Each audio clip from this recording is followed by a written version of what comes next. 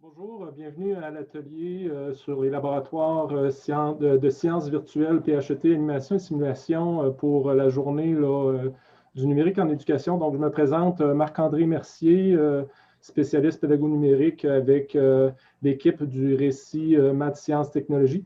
Donc, aujourd'hui, on va passer 1 heure ensemble là, pour voir un petit peu cet outil de simulation-là qu'on peut utiliser dans les laboratoires de sciences. On va vous faire vivre l'expérience élève aussi. Puis pour m'accompagner dans cette rencontre-là, je vais laisser la parole à Pierre Lachance qui va pouvoir se présenter.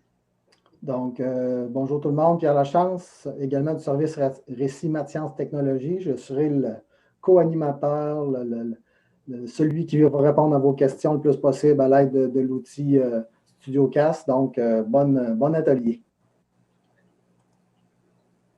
Donc, si vous voulez avoir en référence justement les ressources qu'on vous donne pour l'atelier d'aujourd'hui, vous avez un lien présentement à l'écran, le récitmst.qc.ca/JNE 2020. Si vous allez sur ce site-là, vous allez pouvoir accéder à la présentation, puis accéder aussi à des ressources qu'on a mis, que vous allez pouvoir consulter après la présentation pour pouvoir mieux comprendre ce qu'on vous présente, puis peut-être utiliser ces outils-là avec les élèves.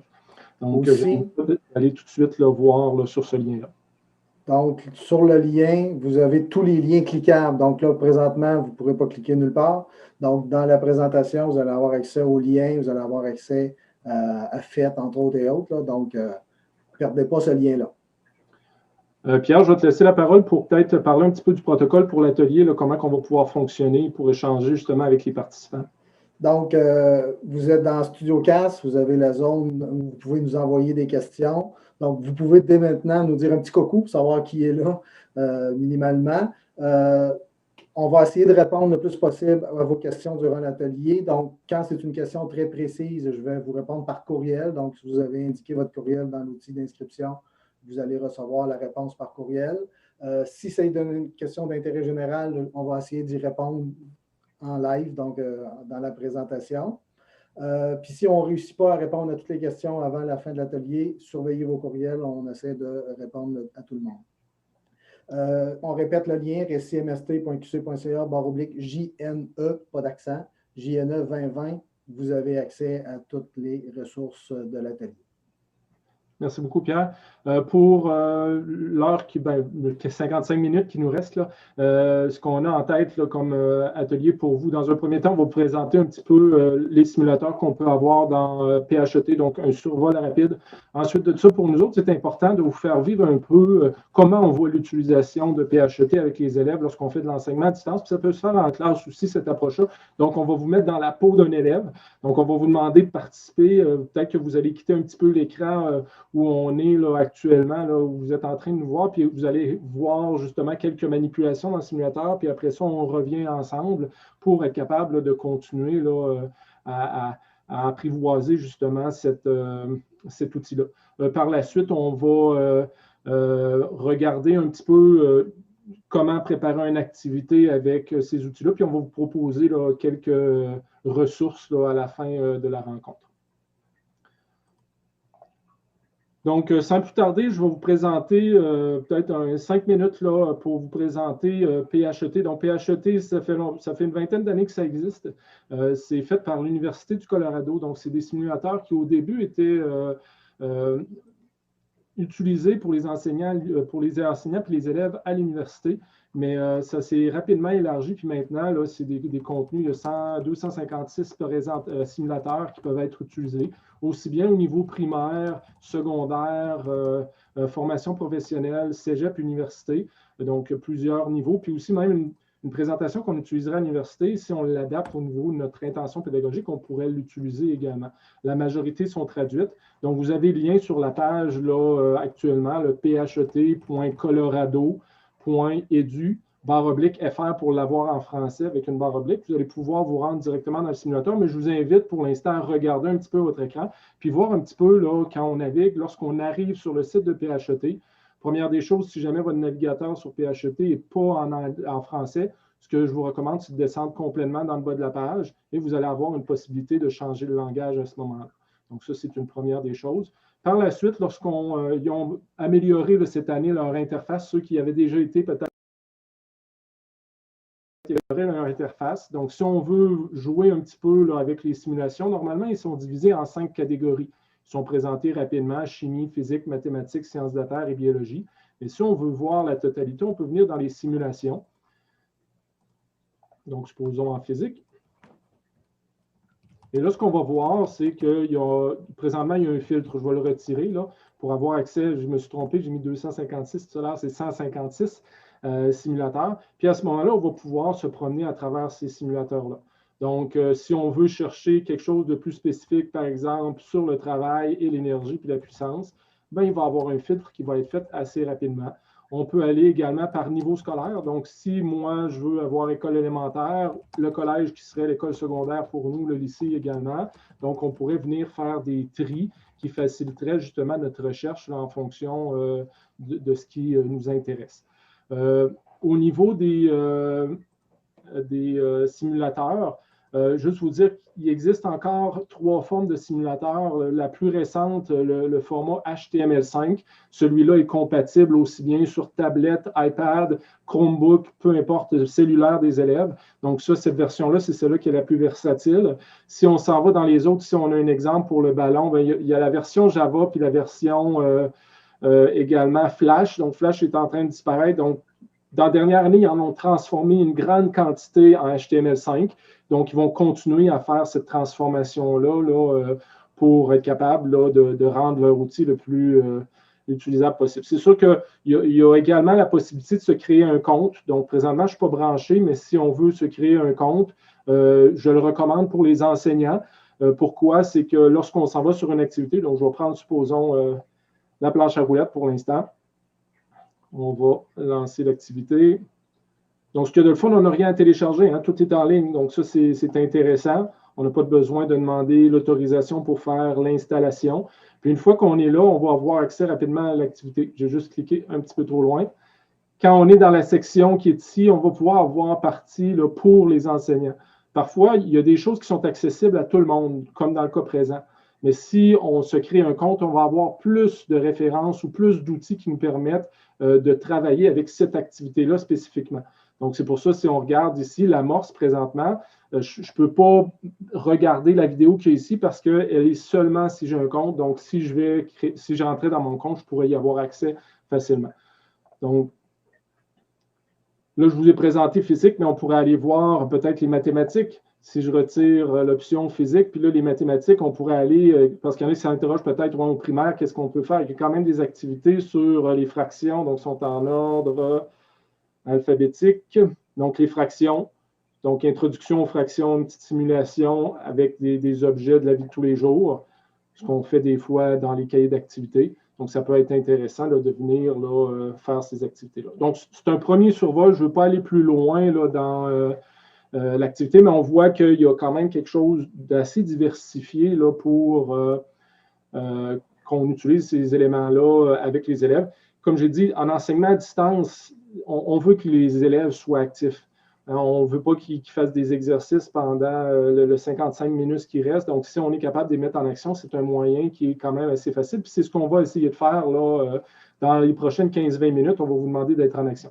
Je ne sais pas si, Pierre, si tu voulais ajouter un petit quelque chose. Yes, donc c'est gratuit. OK, il n'y a pas rien payé. Là, c'est disponible sur le web. Donc, faites attention, par contre, si vos élèves ont Chromebook, tablette, iPad ou autre, d'aller chercher des simulations en HTML5. Vous avez un filtre là, où vous pouvez sélectionner seulement les HTML5. Et vous avez également un filtre là, pour la partie élémentaire, donc notre primaire. Donc, tantôt, mathématiques, oui, mais si vous voulez élémentaire, vous avez accès également à ce filtre-là pour les classer, vous aider à les trouver. Merci, Pierre. Donc, on vous demande là, de laisser votre tête de pédagogue un petit peu de côté puis reprendre votre situation comme élève. Donc, on vous présente une petite mise en situation. C'est la façon dont nous, on voit l'utilisation d'une activité PHET avec les élèves si on était en ligne. Donc, on veut que les élèves soient actifs. C'est sûr que nous autres, on préconise toujours une approche par résolution de problèmes au niveau des sciences. Donc, une mise en situation qui est possible. Donc, dans la situation actuellement, bon, on est en confinement, puis on fait le ménage de nos photos, puis on tombe sur certaines photos, puis il y en a une qui attire notre attention dû au caractère scientifique qu'on a. Puis on se questionne un petit peu par rapport à la balançoire, donc lien avec les pendules. Puis on se demande la question, c'est quoi les facteurs qui auraient pu influencer que lorsque quelqu'un me donne une poussée quand je suis petit, pourquoi éventuellement il va falloir qu'elle me redonne une seconde poussée? Ce serait quoi les facteurs qui pourraient permettre que la prochaine poussée soit plus éloignée? Donc, supposons la personne me repousse à toutes les 20 secondes, bien, est-ce qu'il y aurait un facteur que je pourrais faire varier pour que, au lieu de me repousser à toutes les 20 secondes, qu'il me pousse à toutes les 40 secondes? Donc, c'est un peu l'interrogation qu'on a actuellement. Et là, ce qu'on va vous demander, on va l'essayer. C'est normalement, on le fait en Zoom un peu plus direct, mais dans le clavardage que Pierre vous a présenté tout à l'heure, on demanderait quelques pistes de réponse. Donc, on se pose la question suivante, c'est quoi, quels sont les facteurs qui auraient pu influencer le pendule? Puis de quelle façon? Donc, on va prendre quelques minutes là, pour voir les réponses qu'on va avoir. Puis on va les ajouter là, à la diapositive là, au fur et à mesure qu'on va les recevoir. Donc là, une petite période de cliquage dans l'application. Donc, la simulation, RCMST QCCA / pendule, vous arrivez dans la simulation du pendule. Dans le clavardage, c'est-à-dire c'est pas un clavardage, on ne peut pas vous répondre directement dans l'outil, mais vous pouvez poser vos questions effectivement. On en a eu une qui posait la question sur les liens avec les possibles formations professionnelles et autres. C'est évidemment plus axé primaire, secondaire, pas nécessairement relié aux professions, mais il y a quand même des choses, là, par exemple en santé, il y a quelques simulations en biologie.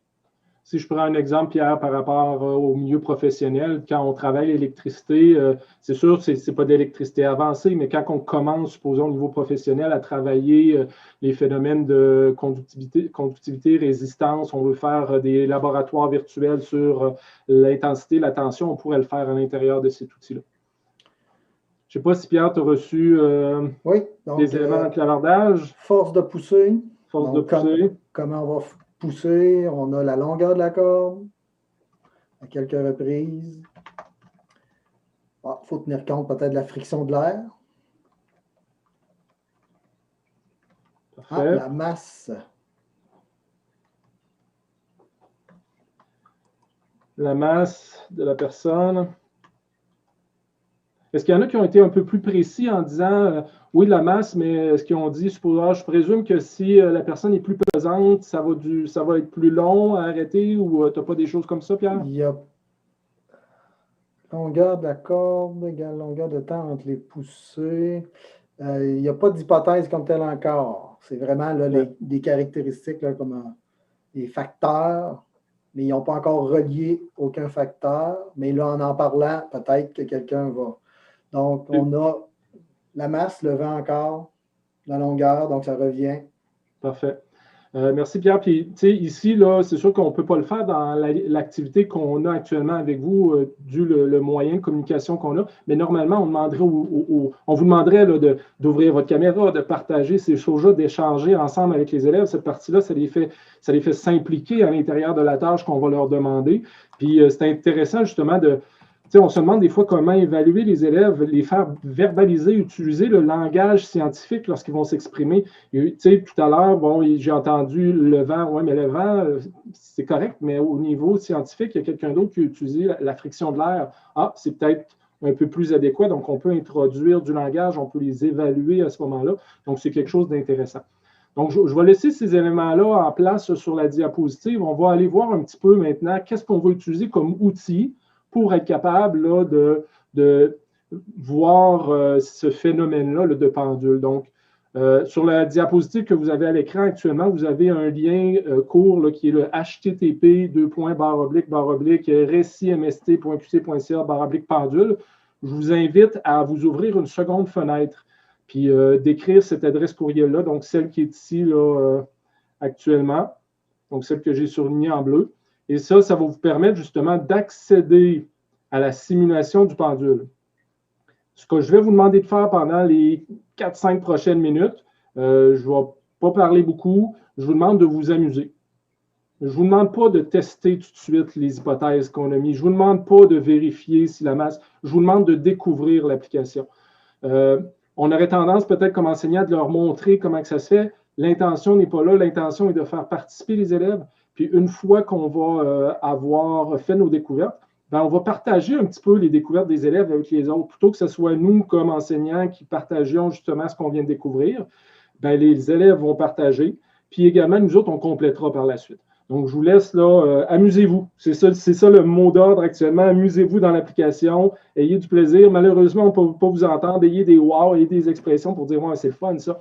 Puis à ce moment-là, on va pouvoir revenir là, dans 5 minutes. Donc, surveillez vos courriels quand vous posez des questions. J'ai déjà quelques réponses d'envoyer.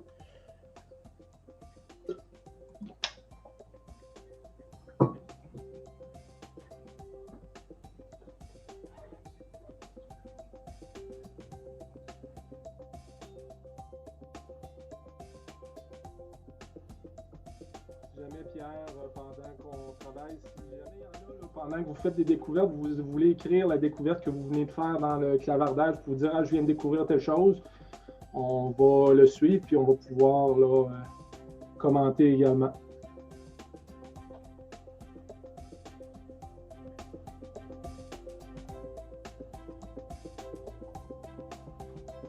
Pour l'accessibilité en français, je pense que c'est bon pour tout le monde, là. En théorie, si vous avez mis dans le lien en haut, /FR dans les simulations, et que votre navigateur est configuré en langue française par défaut, les simulations sont presque toutes traduites. Il y en a peut-être qui en restent là, qui ne le sont pas, mais il y a très peu de mots en anglais, là, donc c'est pas mal francisé.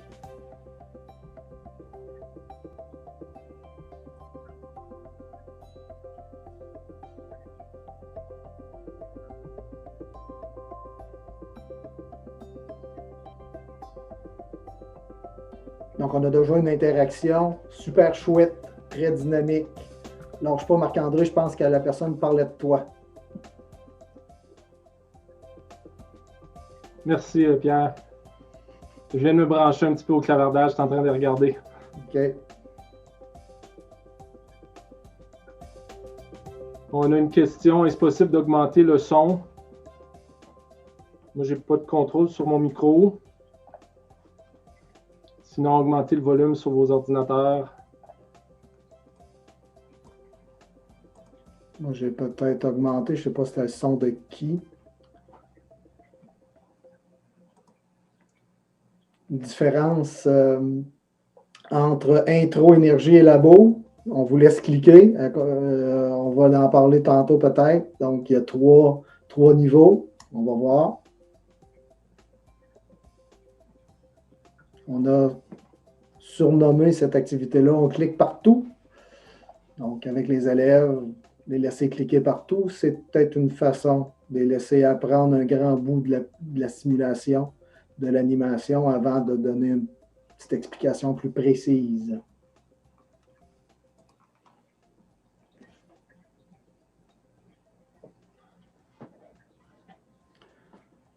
Donc, on a une observation qui nous dit c'est intéressant de pouvoir faire varier qu'un seul facteur à la fois. Bien, en sciences, OK, donc on vient de découvrir que si on veut analyser quelque chose, il ne faut pas en faire varier trop parce qu'on va perdre le contrôle. Donc, un facteur, donc c'est quelque chose que l'élève devrait comprendre en sciences. Donc, c'est déjà très bien que la simulation permette ça.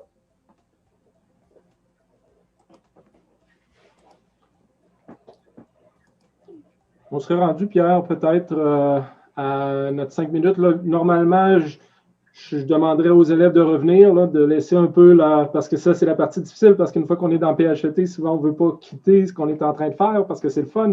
Donc, on demanderait de quitter puis de revenir, puis venir partager ce qu'ils ont découvert. Pas l'expérimentation qu'ils ont faite, c'est vraiment découvrir l'application, partager un petit peu là, ce qu'ils ont découvert. Normalement, je vous ferai ouvrir vos caméras. Là, ce que je vais faire, je vais demander à Pierre là, de partager son écran. Donc, moi, je vais arrêter de partager. Puis Pierre va partager un peu son écran, puis il va être capable là, de présenter là, les découvertes que normalement, probablement, vous avez faites. Bon, donc là, si je joue à l'élève, bon, on a effectivement, quand on arrive, on a comme 3 niveaux. OK, introduction, on peut rentrer dedans. Donc, il y a sûrement des élèves qui vont avoir remarqué, bon, ici à gauche, les règles qui apparaissent, qu'on peut cacher, montrer. Pourquoi il y aurait une règle A? Ensuite, à droite, on a d'autres éléments. Donc, la longueur. Oh, je peux varier la longueur. Ah, j'ai touché à ça, puis ça me donne la possibilité de donner en Beauceron un petit swing. Donc, et je peux aussi, je pense, oui, j'avais essayé, je peux raccourcir et rallonger, puis on voit un effet déjà peut-être. Donc, frottement, énormément de frottement, ça va sûrement finir. OK, ça finit par ralentir, puis quand il n'y a plus de frottement, peut-être. Dans la partie énergie, oh, des petites choses de plus. Donc, encore une fois, ici, les choses que j'ai vues. Puis ici, j'avais trouvé le bouton pause.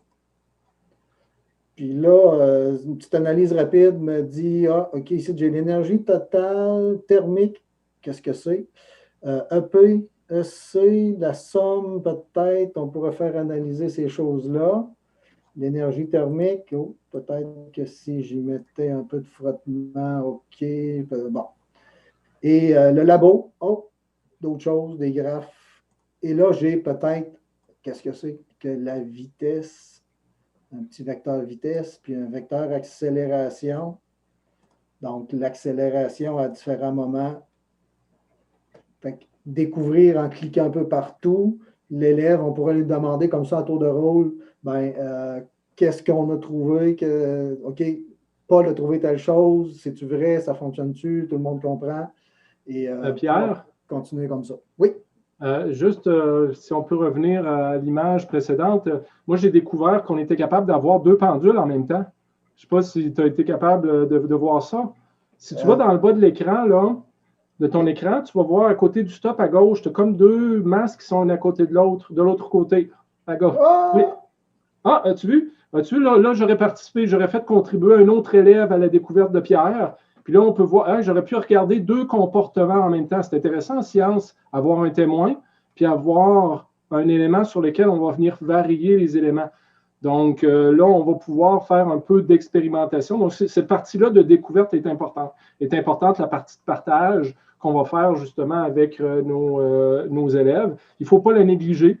Puis encore une fois, c'est quand les élèves le verbalisent, on est capable d'avoir un vocabulaire à caractère scientifique et technologique. Puis à ce moment-là, on va en faire profiter. Donc, merci Pierre, tu peux arrêter ton partage d'écran. Merci. Donc, je vais juste repartager mon écran. Merci. Donc, si on revient à notre mise en situation. Donc, notre mise en situation, c'est quoi les facteurs qui vont influencer justement le mouvement du pendule. Donc là, il y en a 4 qui ont sorti: la force de la poussée, la longueur de la corde, la friction de l'air, puis la masse. Moi, je vous demande, encore une fois, pendant les 5 prochaines minutes, ça pourrait être 15 minutes, tout dépendant du temps qu'on donne aux élèves pour l'activité, c'est quoi notre intention pédagogique.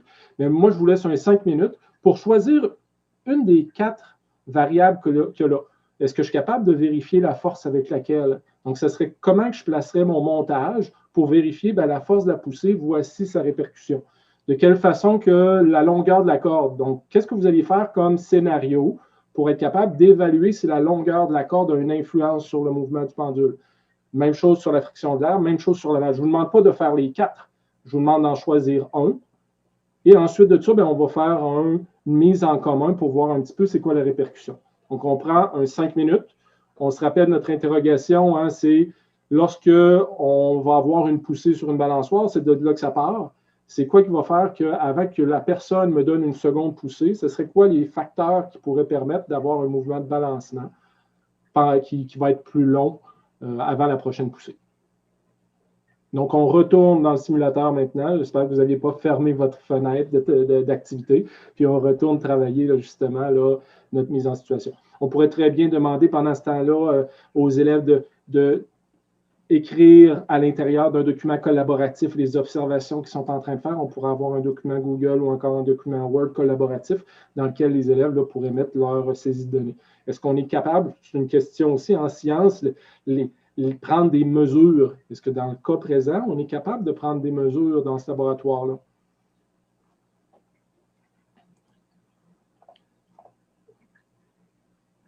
Marc-André, je montrais encore l'adresse peut-être du pendule. Oui, excusez.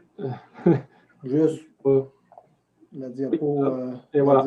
Là, donc, CMST pendule. Et on a une question sur le français, là, donc juste pendant que vous cliquez. Le français, quand on arrive sur la page de Fête Colorado, dans le bas complètement, vous avez à peu près sur toutes les pages, là, vous avez le menu de choix de langage. Donc, vous allez avoir accès en français. Sinon, dans l'adresse, là, il y a /FR au début. Donc, vous allez trouver ça en français. Donc, dans ce que Pierre vient de mentionner, lorsqu'on est dans la fenêtre, c'est sûr que dans le simulateur, ça ne fonctionne pas. Il faut être dans la fenêtre et dans presque toutes les fenêtres, sauf lorsqu'on est dans le simulateur, lorsqu'on descend, on va avoir une boîte au centre, choisir la langue, puis c'est là qu'on va pouvoir venir changer là, la langue en fonction de ce qu'on veut obtenir.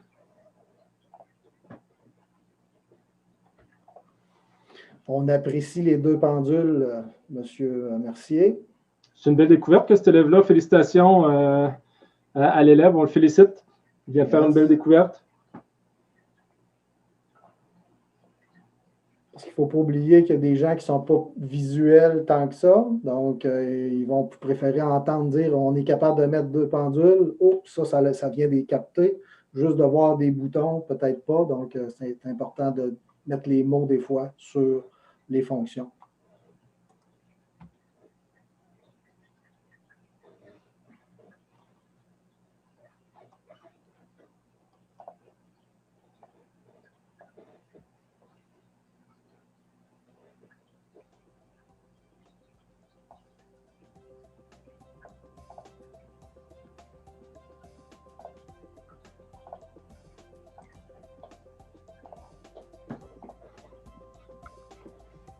Donc, on remercie tous ceux qui nous ont dit un petit bonjour. Ça nous permet de savoir qu'on n'est pas seul, Marc-André et moi.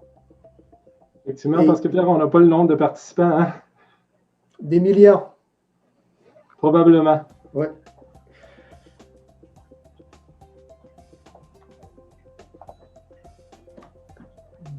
Si jamais là, vous écoutez encore pendant que vous cliquez partout, peut-être nous dire également dans l'outil d'envoi de messages de questions, si vous connaissiez FAIT avant l'atelier.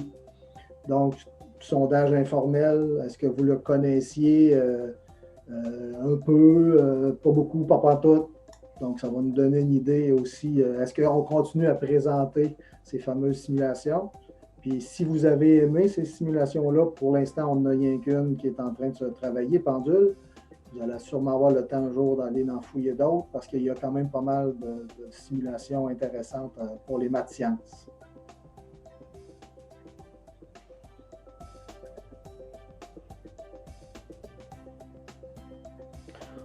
Merci à ceux qui s'occupent de notre émotif et de notre senti. On n'est pas seul, donc merci.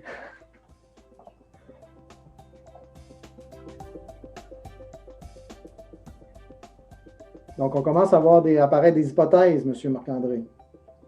Super, merci. C'est fun, effectivement, Pierre. Je viens de lire un message de Julie là, qui nous dit « Je ne connaissais pas PHET ». Puis c'est vraiment intéressant, effectivement. Puis le commentaire, je suis content parce que, tu sais, d'un, c'est un adulte qui est en train de dire ça. Puis on dit, ben les adultes, ils n'ont plus leur cœur d'enfant, mais on revient rapidement à jouer, à s'amuser dans les sciences sur ce qu'on utilise PHET. Puis les élèves vont aimer justement ces interfaces, que ce soit au primaire ou au secondaire, même au cégep. Moi, je m'amuse toujours lorsque j'utilise PHET. Il y a une partie, avant même de commencer à faire de l'expérimentation, même si j'étais en pleine création d'une activité pédagogique pour mes élèves, je m'amuse, je la découvre. Puis cette partie-là est intéressante, justement, là, ce que vous avez fait tout à l'heure.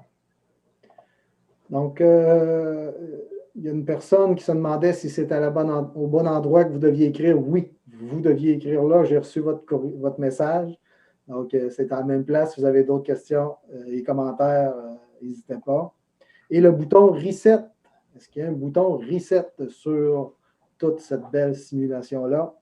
Oui, effectivement, Pierre, il y a un bouton qui peut remettre à 0. Je ne pèserai pas dessus parce que j'ai préparé un petit quelque chose, mais effectivement, dans le bas, normalement, on va avoir le petit bouton jaune. Donc, si je place dessus, tous mes paramètres vont revenir aux paramètres de départ. Donc, je pense qu'on a fait un peu le tour là, des expérimentations. une autre façon de faire, tout dépendant des plateformes de visioconférence qu'on a, comme dans Zoom, par exemple, on est capable de créer des groupes de travail. Donc, on aurait pu envoyer ici nos élèves dans 3-4 groupes. OK, le groupe 1, vous vérifiez la masse, le groupe 2, vous vérifiez la longueur, le troisième. Puis après ça, on donne la parole à chacun des groupes pour revenir partager ce qu'ils ont découvert. Okay? Donc là, supposons, moi, j'ai préparé un petit quelque chose pendant que vous étiez en train de faire vos expérimentations. Donc, je me suis dit, moi, ce que je veux vérifier justement, c'est quoi la différence au niveau de la longueur de la corde. Donc, c'est ça. Il y a quelqu'un qui l'a mentionné, là, Pierre, tu disais tout à l'heure dans le clavardage, faire varier une variable à la fois.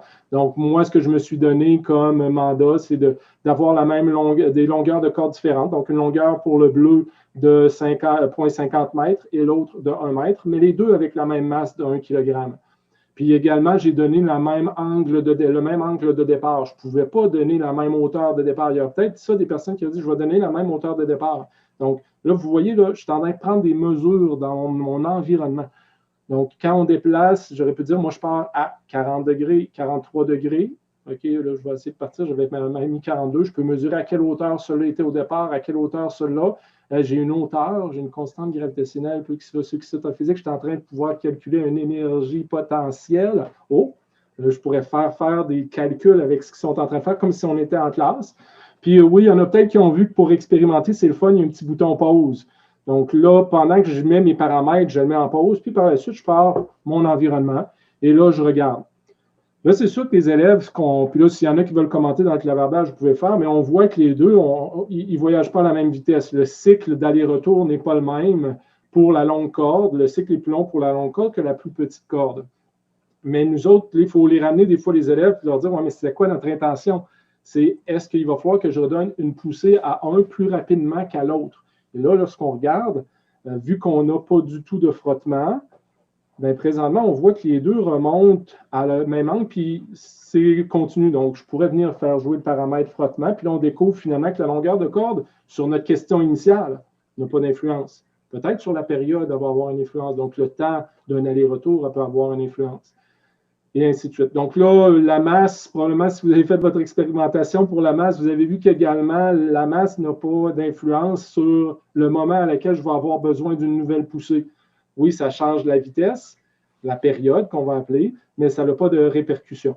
Donc, une fois qu'on va avoir fait le retour, je ne sais pas si toi, Pierre, tu as des choses qui t'ont été partagées dans le clavardage par rapport aux observations qu'ils ont faites? Énormément de choses, là. C'est un peu. Donc, dans une classe avec les élèves, si ça bougeait comme ça, on aurait pour à peu près 2 heures d'activité. Mais bon, là, il y a plein d'hypothèses. Il y en a qui ont essayé, là, justement, 2 masses différentes, les longueurs. On peut jouer avec la gravité. Oh, on peut aller sur la Lune. La Lune, c'est quoi le G de la Lune? C'est quoi la constante gravitationnelle? On nous a dit, sur notre émotif également, on vient de nous dire que quelqu'un avec sa fille de 9 ans. Ah oui, je viens voir ça, Chantal. Elle a beaucoup de fun, tant mieux. Oui, les jeunes ou primaires peuvent s'amuser là-dessus parce que c'est des sciences, c'est jamais plat. Pierre aime beaucoup utiliser le terme frisson pédagogique. Puis j'ai un petit frisson pédagogique par rapport à ce commentaire-là, justement, là, de Chantal qui est en train de faire l'activité avec sa fille et qui s'amuse énormément.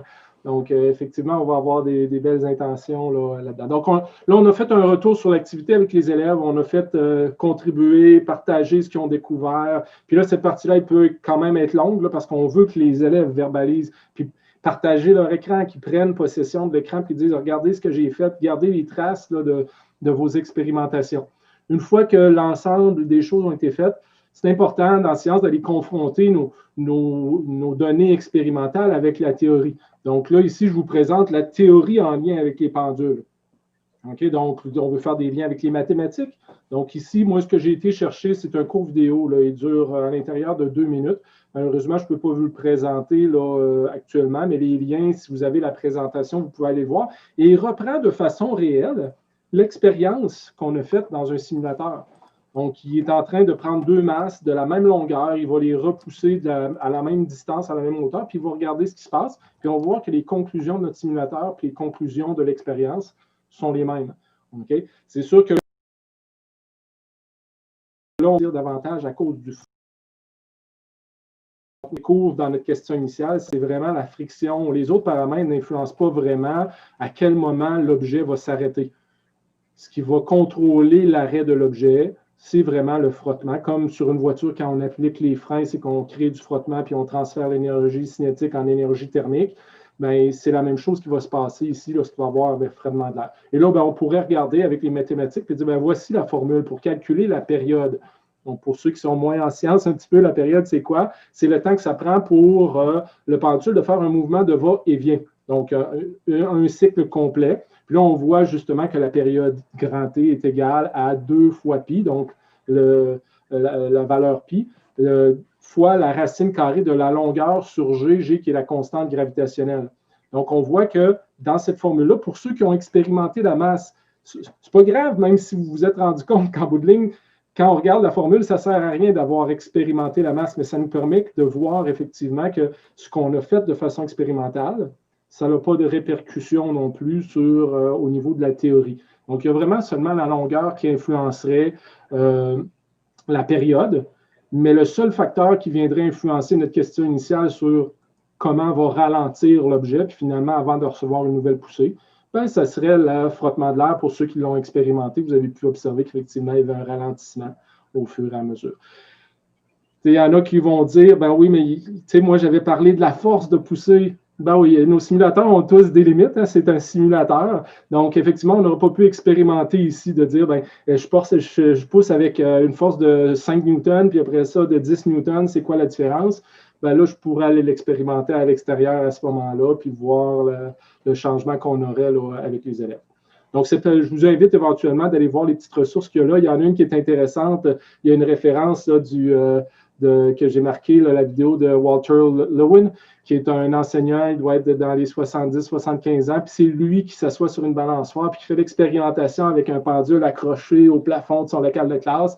Donc, c'est vraiment intéressant là, comme activité. Donc, comme Marc-André vient de dire tantôt, ça se peut que le simulateur a ses limites. Ça se peut qu'un élève ait trouvé quelque chose où la masse, il avait trouvé, lui, que la masse avait une influence. Ça se pourrait qu'il vous dise ça. Ah, j'ai fait quelque chose, puis je vois que la masse, bon, change quelque chose sur tel élément ou peu importe.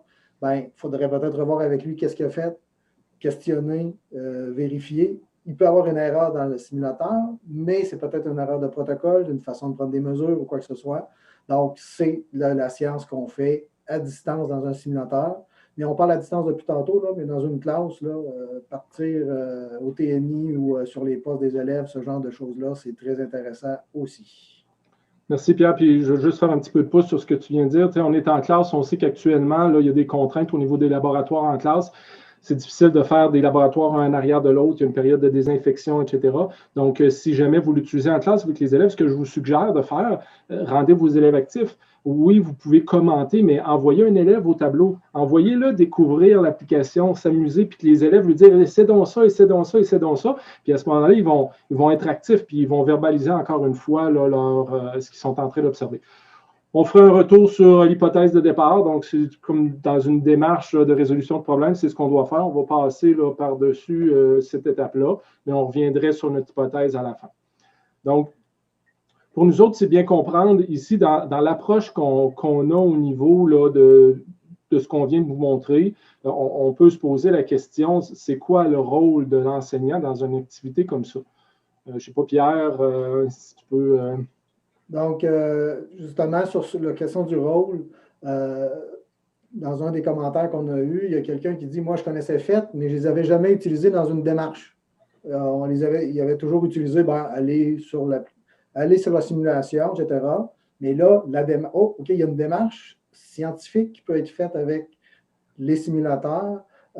Donc, oui, le prof a un rôle, c'est-à-dire qu'on a une préparation de planification à faire, puis on va vous présenter quelques idées là-dessus. Donc, comment on crée une activité ou c'est à quoi qu'on peut penser et comment on peut utiliser ces simulateurs-là. On vous parle de ça maintenant. Merci, Pierre. Puis effectivement, c'est ce rôle d'accompagnateur beaucoup, l'enseignant. Oui, il va avoir une préparation, mais c'est important en classe de dire, OK, il y a Thomas qui vient de trouver telle chose avec le simulateur. Thomas, va donc au tableau nous montrer ce que tu viens de découvrir. Donc, au lieu que ce soit l'enseignant qui soit le possesseur du savoir, même si probablement il en connaît plus que les élèves parce qu'ils viennent de commencer à jouer sur le simulateur, ben, c'est intéressant que les élèves puissent verbaliser cet élément-là puis qu'ils soient valorisés par la transmission d'informations justement à leurs collègues là, dans la classe et aux autres élèves dans la classe. Effectivement, dans l'approche qu'on vient de vous présenter, c'est une approche que nous autres, on donne souvent en 5 étapes. Là, la diapositive que vous avez là, actuellement là, le présente bien. Dans un premier temps, analyser le problème. Donc, il y a une mise en situation, un problème à résoudre. Si on peut commencer avec PHET de cette façon-là, c'est une bonne façon de faire. Donc, voir un petit peu, on vous l'a fait verbaliser un petit peu au début, hein, c'est quoi les facteurs, etc. Ça met en place le vocabulaire qu'on va utiliser pour le reste de l'activité. Donc, cette partie-là, on va faire verbaliser les gens. Ensuite de ça, mettre les hypothèses. On ne l'a pas fait sous forme d'hypothèse dans notre activité aujourd'hui. Là, on est contraint dans le temps, mais introduire la notion d'hypothèse. Donc, avec les élèves, je suppose que, puis voici que la longueur, plus le fil est long, plus la corde est longue, plus l'objet va s'arrêter rapidement. Ça peut être une hypothèse qu'on va avoir. Par la suite, on va exploiter les ressources qui vont être proposées. Là, moi, je vous propose PHET. Ça aurait pu être une autre application. Il y en existe d'autres simulateurs. PHET est souvent très connu.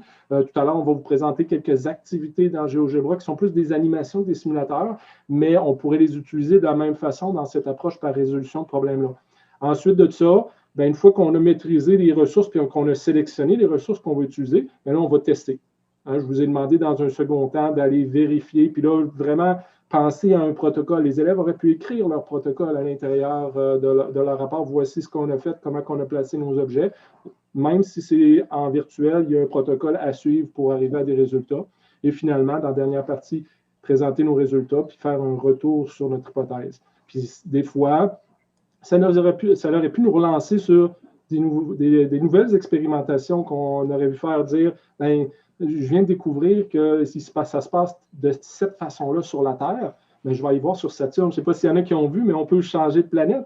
On peut diminuer, augmenter la force gravitationnelle. Donc, aller voir qu'est-ce qui va se passer, puis repartir avec une nouvelle hypothèse. Est-ce que le comportement est le même, peu importe la planète où on va se trouver?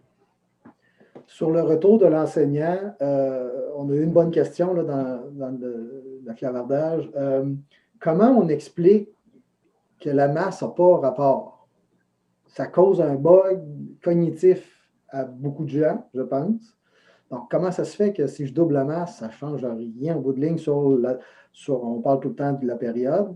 Donc, pourquoi la masse ne change rien quand je les laisse tomber les deux en même temps? Pourquoi la masse, gravitation? Donc, oui, ce genre de questionnement-là, on aimerait ça que ça vienne. En tout cas, moi, comme ancien prof de physique, petit frisson, si l'élève me posait cette question-là, « Hey, la masse, là, hey, ça, là, ça se peut pas, là. »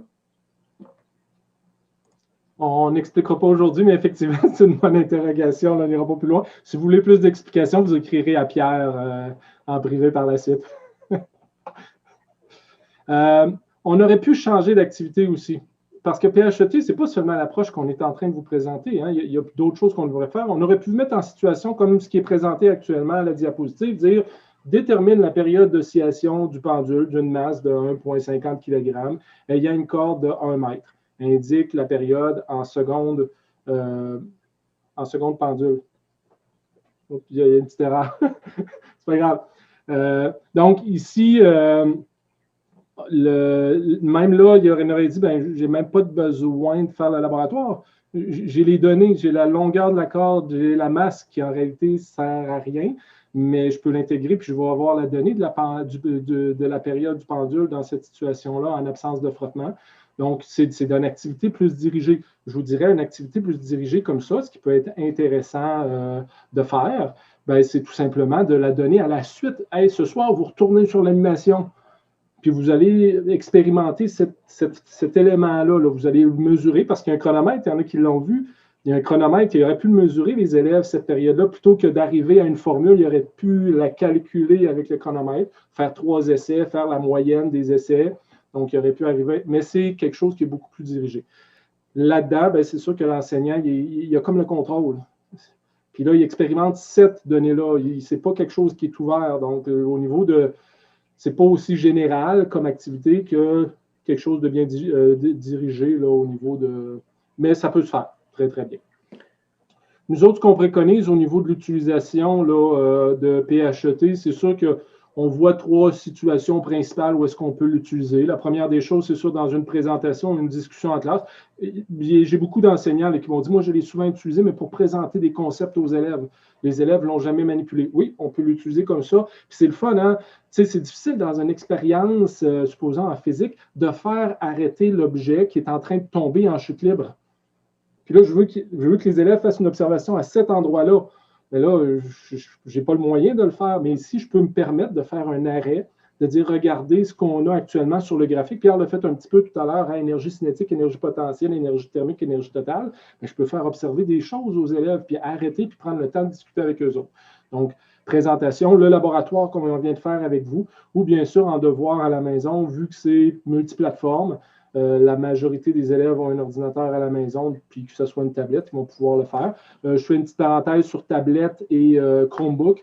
Présentement, il y a une application qui est disponible pour la tablette puis le Chromebook, mais ce sont uniquement les applications HTML5, puis les applications sont payantes. Quand je m'en vais sur Safari ou encore Google Chrome sur mon Chromebook, bien, je peux accéder directement à la page puis faire les mêmes expérimentations. Donc, l'application ici n'est pas nécessaire. Donc, pour la suite de la présentation, on va passer rapidement sur quelques diapos. On vous invite à aller les lire. Là. On avait complété quand même pas mal de matériel, entre autres la suivante, là, le développement de compétences numériques. Pourquoi on ferait ça avec les élèves? Là? Donc, ce n'était pas une pub sur ça, mais il y a plein de raisons. On va davantage passer du temps pour parler un peu de comment on l'utiliserait avec certains outils comme Classroom. Effectivement, merci Pierre. Juste, le cadre de référence, ça fait quelques années qu'il existe, là, donc c'est juste des références. Nous autres, c'est un petit peu avec comment qu'on voit que les activités PHET peuvent s'intégrer dans les 12 compétences là, qui sont en lien avec le numérique. Donc, les façons dont on peut, ça va aider à apprendre là, PHET, de un, ben, vu que c'est facile, puis je pense que je l'ai fait à quelques reprises, ma fille s'amuse, wow, c'est le fun ou quoi que ce soit dans le clavardage, ben, c'est facile d'utilisation. Là, on vous en a montré une où est-ce qu'il y avait plusieurs variables. Des fois, il y a seulement une variable, puis des fois, il n'y en a pas du tout, mais on est capable de faire de belles observations, puis l'élève se sent compétent. Il y en a des élèves qu'on a en classe, puis manuellement parlant, ils ont de la difficulté, puis ils ont peur de faire le laboratoire. Ici, je ne peux rien briser. Hein, c'est une autre chose qui est intéressante. Le matériel n'est pas accessible, mais je peux pareil m'amuser pour faire des découvertes scientifiques à l'aide du matériel qui est disponible là, actuellement. Bon, ça me permet de visualiser. Hein, pour les élèves, c'est important d'être capable de se faire une image mentale de ce qui est en train de se passer. Donc, des fois, ça se passe trop vite. Ici, ils peuvent visualiser justement les concepts plus facilement. Puis, comme j'ai dit, faire un arrêt sur image pendant que le phénomène se produit, ça permet de mieux comprendre. Bon, c'est sûr, rendre les contenus d'apprentissage explicites puis signifiants. Donc, faire une mise en situation, puis j'ai manipulé quelque chose de virtuel, c'est fort intéressant. Donc, varier aussi les approches, c'est un choix. Hein. On aurait pu demander aux élèves de faire un ou l'autre. On aurait pu faire une différenciation pédagogique puis offrir aux élèves de soit faire le vrai laboratoire ou encore d'utiliser PHET. C'est une autre alternative qui est possible dans ça. Puis, c'est tout au niveau de l'engagement. Donc, essayons de mettre nos élèves en action lorsqu'on est en enseignement à distance. Ben, c'est un outil qui est fort utile dans une situation comme ça. Planification d'une activité faisant l'utilisation de PHET, il y a un document qui a été produit par PHET. Je vous le dis là, tout de suite, là, sur PHET, la majorité des documents qu'on va retrouver sont tous en anglais. Il y en avait un qui était les stratégies de facilitation pour la production d'activités basées sur PHET. Moi, quand je l'ai fait la lecture en anglais, je l'ai trouvé fort intéressante. Donc, j'ai écrit à PHET, j'ai dit, est-ce que je peux en faire la traduction libre? Ils ont dit oui. Donc, j'aurais envoyé le document. Ils ne l'ont pas encore déposé. Mais présentement, ce document-là, vous avez le lien dans le bas là, de la diapositive. Si vous avez accès là, actuellement à la présentation, mais si vous allez voir, vous allez pouvoir voir un petit peu le contenu, comment préparer une activité, ce serait quoi les grandes étapes qu'on propose. Puis aussi, sur chacune des simulations, vous allez voir tout à l'heure, on va parler un petit peu des filtres, là, mais il y a beaucoup de personnes qui ont déjà produit des activités en lien avec chacune des simulations. Avant de vous lancer dans la production d'une activité, allez voir ce qui a déjà été produit. Même si c'est en anglais, souvent, ça va vous inspirer. Vous avez juste à faire une traduction parce que quand ils sont déposés sur le site, c'est une licence Creative Commons qui est dessus. Donc, automatiquement, vous pouvez les réutiliser, là, tout dépendant de la licence qui est produite. Mais souvent, c'est ce qu'on va avoir là, comme licence.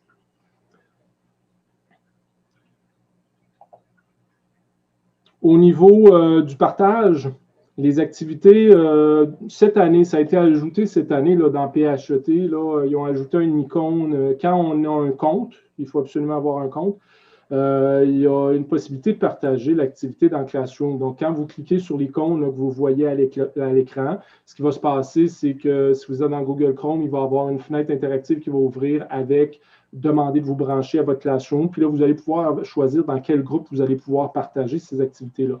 Donc, c'est un moyen facile de partager les activités avec les élèves. C'est sûr qu'idéalement, je l'ai dit tout à l'heure, mais essayez de partager uniquement les activités qui sont en HTML5.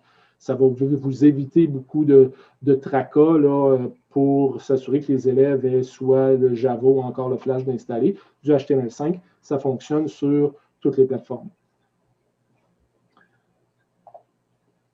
Au niveau de l'outil de recherche, je vais revenir un petit peu là, à notre outil. Je l'ai présenté tout à l'heure. Si je retourne au début complètement.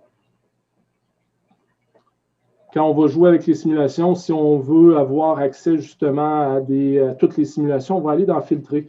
Puis à ce moment-là, on va choisir les éléments. Tout à l'heure, Pierre nous parlait là, de compatibilité, puis dire, ben moi, je veux seulement ce qui est en HTML5. Ben là, c'est seulement ce qui est en HTML5 qui va être disponible. Ma première découverte que j'ai faite quand j'ai utilisé PHET, souvent c'est la dernière qui va sortir, c'est la première activité que j'ai choisie, John Travolta, il y a une quinzaine d'années. Puis, c'est fort simple. Hein? John Travolta se frotte le pied sur le plancher. On voit qu'il est en train d'accumuler des charges. Puis ensuite de ça, il va venir.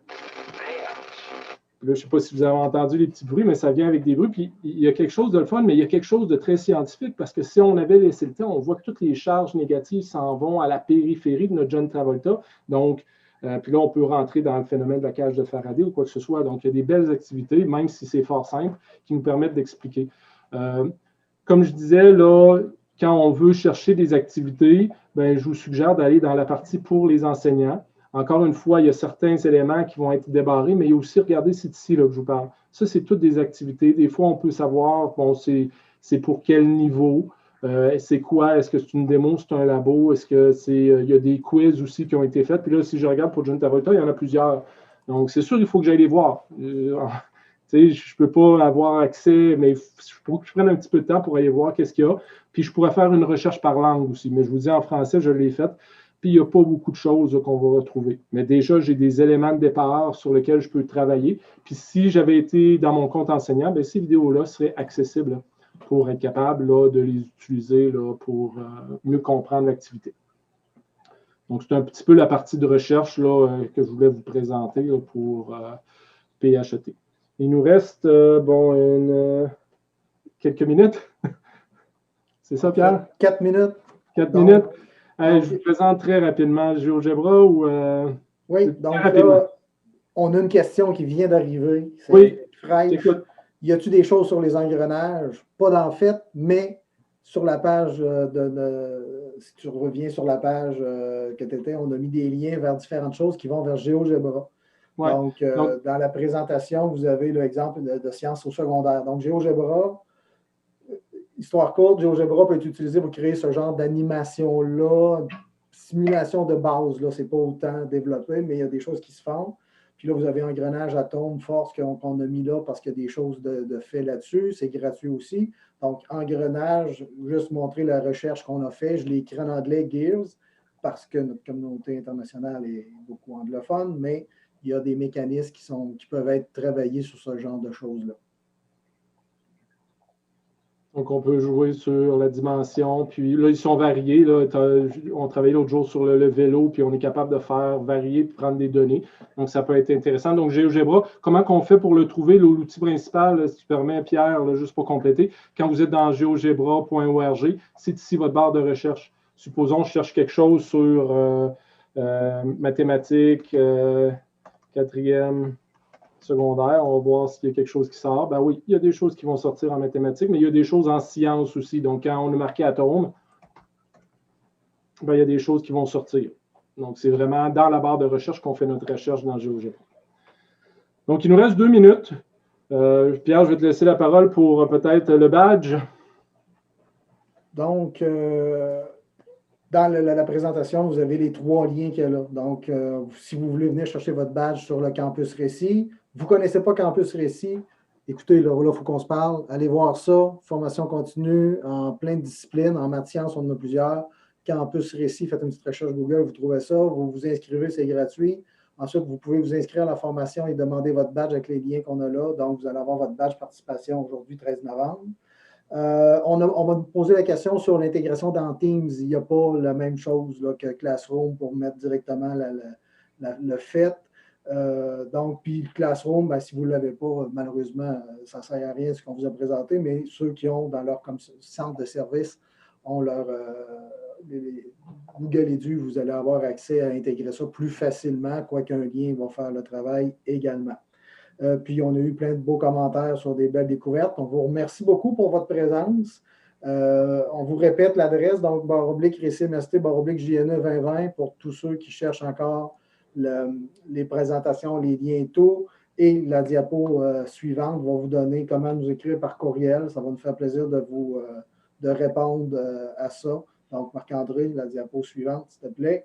Il nous reste juste une petite question juste avant. Il nous reste 1 minute. Quelqu'un demandait dans le clavardage comment on fait pour partager. Ce n'est pas toutes les applications, mais c'est le petit icône. Quand vous allez être sur la page avant l'application, la simulation, vous allez avoir l'icône ici. On clique dessus. Puis à ce moment-là, ça va vous amener vers votre Classroom pour être capable de faire le partage.